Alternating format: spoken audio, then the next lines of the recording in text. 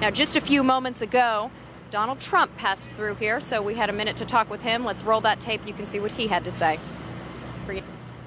Well, I've never seen anything like it. I've seen two huge 110-story buildings that are reduced to rubble, thousands and thousands of lives. I just got to see something that I've never seen before. I have hundreds of men inside working right now, and we're bringing down another 125 in a little while, and they've never done work like this before. And they're hardworking people, but they've never seen anything like it, and they've never done work like this before. It's terrible. Tell me what it's like at Ground Zero. Tell me about the workers that you saw and what they're doing there. Well, not only is it devastation, but it's very dangerous because every few minutes a whistle would go off and everybody would just run because you have all the buildings around it, which are in such a weakened state that people just don't know. And so they just have to take off. And then they come back and they're working under 50-story buildings that you don't know if they're going to fall down. So it's a terrible thing for the workers, and it's a terrible thing for the world, really. How have you spoken to any of your men? Do you know how they're reacting to this? Because emotionally, this must be so incredibly difficult. Well, there are a lot of them, but they've never seen bodies like this. I mean, the bodies all over.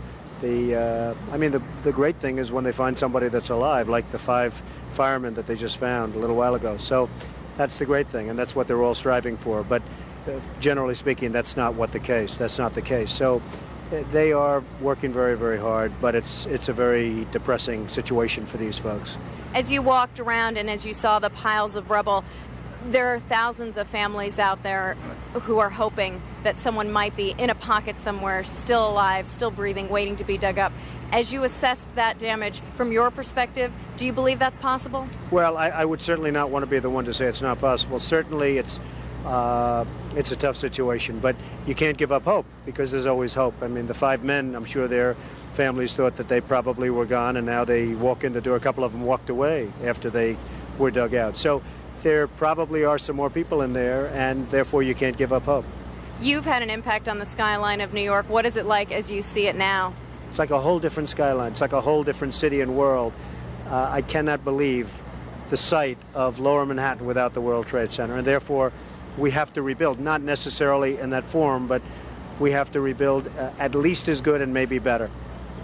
Just finally, can you tell me emotionally as you walked around, we've heard some of the stories from the firemen. They're so exhausted and mentally and physically. What was it like for you personally to go in and see all of what you saw? Well, it was amazing to see it.